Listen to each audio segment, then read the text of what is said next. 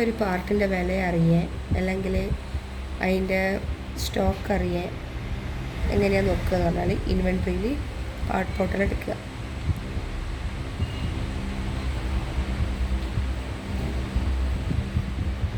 Part portal എടുത്താൽ ഇങ്ങനെയാണ് വരിക. അപ്പോൾ പാർട്ട് നമ്പറാണ് തന്നെങ്കിൽ നമ്മളിപ്പോൾ ഇവിടെ അടിച്ചെടുക്കുക. ഇതാണ് പാർട്ട് നമ്പർ, സെൻസർ ടെമ്പറേച്ചർ. എന്നിട്ട് ഇൻക്വയറി കൊടുക്കുക. ഇൻക്വയറി കൊടുത്താൽ ഇതിൻ്റെ ഡീറ്റെയിൽസ് ഇവിടെ വരും. എന്നിട്ട് അപ്ലൈ പ്രൈസ് കൊടുക്കുക.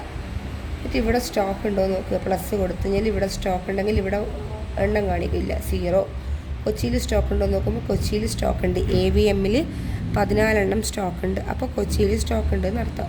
ഇനി ഇതിൻ്റെ പ്രൈസ് എത്രയാണെന്ന് അറിയണ്ടേ. അപ്പോൾ നമ്മൾ എന്താ ചെയ്യുക, അപ്ലൈ പ്രൈസ് ഇവിടെ കൊടുക്കുക. എന്നിട്ട് ഇത് ഇങ്ങോട്ടേക്ക് ആക്കിയിട്ട് സ്റ്റാൻഡേർഡ് പ്രൈസ് 210. അപ്പോൾ ടെക്നീഷ്യൻ്റെ അടുത്ത് നമ്മൾ പറയണം 210 ടാക്സും ഈ പാർട്ടിന് ഉണ്ട് എന്നുള്ളത്.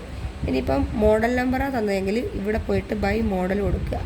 എന്നിട്ട് ഇവിടെ ഇപ്പം മോഡൽ അടിക്കുക, GL-P292RPZN.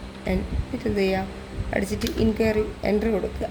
എൻട്രി കൊടുത്താൽ ഇതിൽ ടെക്നീഷ്യൻ തന്ന മോഡൽ നമ്പർ ഏതാണോ സഫിക്സ് കറക്റ്റായിട്ടുള്ള അത് കൊടുക്കുക. ഇപ്പോൾ ഇത് കൊടുക്കുകയാണെങ്കിൽ എന്നിട്ട് ഇൻക്വയറി കൊടുക്കുക. ഇൻക്വയറി എടുത്തിട്ട് അവർ പറയുന്നത് PCBൻ്റെ വില അറിയണം. PCBൻ്റെ വില അറിയണമെങ്കിൽ ഒന്നെങ്കിൽ PCB എന്ന് പറഞ്ഞിട്ടടിക്കുക, അല്ലെങ്കിൽ EBR എന്ന് പറഞ്ഞിട്ടടിക്കുക. അപ്പോൾ PCBൻ്റെ ഡീറ്റെയിൽസ് മാത്രമേ വരൂ. അവർ പറയുന്നത് ഡിസ്പ്ലേ PCBൻ്റെ വിലയാണ് നമുക്ക് അറിയേണ്ടത്. അപ്പോൾ ഇതിൽ ഡിസ്പ്ലേ PCB ഉണ്ടോ നോക്കുക, ഉണ്ടെങ്കിൽ അത് എടുക്കുക. അത് ഡബിൾ ക്ലിക്ക് ചെയ്യുക.